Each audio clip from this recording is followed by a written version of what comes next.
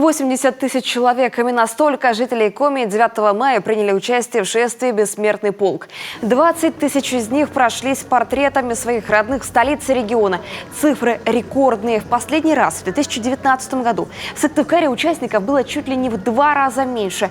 И вот, как объясняет это явление руководитель штаба регионального отделения «Бессмертный полк России» в Коми Нина Баскакова.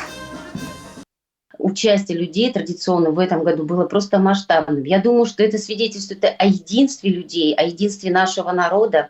Это свидетельствует о том, что мы все хотим сохранить память о подвиге наших бойцов, которые сражались в Великую Отечественную войну, которые живут в наших сердцах.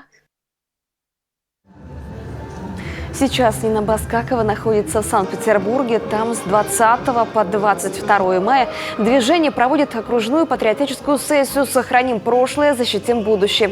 Принимают участие все организаторы шествия «Бессмертный полк» с северо-запада.